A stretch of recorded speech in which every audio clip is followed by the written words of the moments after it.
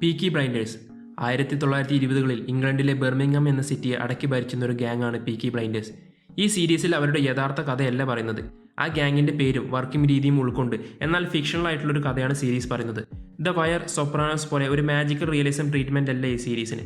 100 വർഷം മുമ്പ് നടക്കുന്ന കഥ ആയതുകൊണ്ട് തന്നെ ഇതിൽ കാണിക്കുന്നതെല്ലാം നമുക്ക് റിയലിസ്റ്റിക് ആയിട്ട് തന്നെ തോന്നും. ഈ സീരീസിന് അതൊരു മുതൽക്കൂട്ടായി.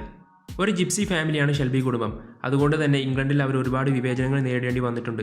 1-ാം ലോക മഹായുദ്ധത്തിന് ശേഷം ഷെൽബി ഫാമിലിയിലെ 3 സഹോദരങ്ങൾ ബെർമിംഗം സിറ്റിയിൽ തിരിച്ചെത്തി.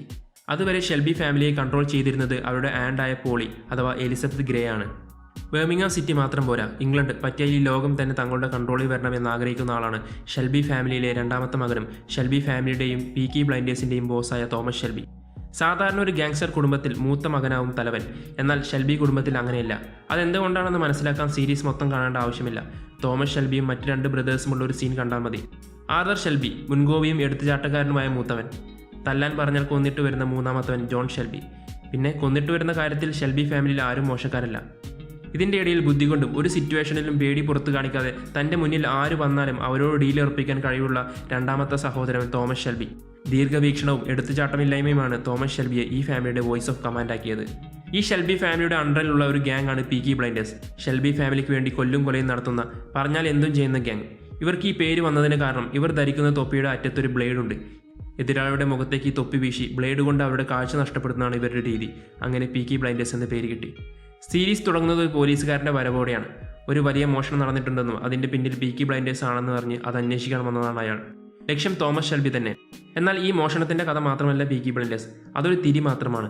വാതുവെപ്പും കൊല്ലും കൊലയുമായി നടന്നിരുന്ന ഷെൽബി ഫാമിലി എങ്ങനെ മറ്റു ബിസിനസ്സുകളിലേക്ക് ഇറങ്ങുന്നു എന്നതും അതിൽ നേരിടുന്ന വെല്ലുവിളികളും പീക്കി ബ്ലൈൻഡേഴ്സിൻ്റെ വളർച്ചയും തകർച്ചയും ഫാമിലിയിലെ പ്രശ്നങ്ങളും ഗ്യാങ് വാറുകളും എല്ലാമാണ് ഈ സീരീസ്.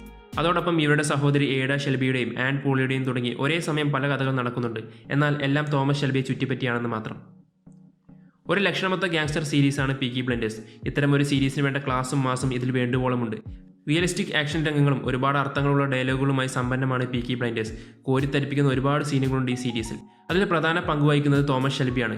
കിലിയൻ മിർഫി അല്ലാതെ ഈ റോളിൽ വേറൊരാളെ സങ്കല്പിക്കാൻ പോലും കഴിയില്ല. അത്രയ്ക്കും തോമസ് ഷെൽബിയായി അദ്ദേഹം മാറിയിരിക്കുന്നു. 3 സഹോദരന്മാരിൽ ഏറ്റവും ഉയരം കുറഞ്ഞ, മറ്റുള്ളവരേക്കാൾ ശാരീരികമായി പിന്നിൽ നിൽക്കുന്ന ആളാണ് തോമസ് ഷെൽബി. പക്ഷേ കാഴ്ചയിൽ തന്നേക്കാൾ മിടുക്കരായ 1000 പീക്കി ബ്ലൈൻഡേഴ്സ് ഒരുമിച്ച് റൂമിലേക്ക് കയറി വന്നാലും ഒറ്റ നോട്ടത്തിൽ നമുക്ക് പറയാൻ കഴിയും ആ നിൽക്കുന്ന തോമസ് ഷെൽബിയാണ് അവരുടെ നേതാവെന്ന്. അത്രയ്ക്കും ആറ്റിറ്റ്യൂഡും സ്റ്റൈലുമുള്ള ക്യാരക്ടറാണ് തോമസ് ഷെൽബി.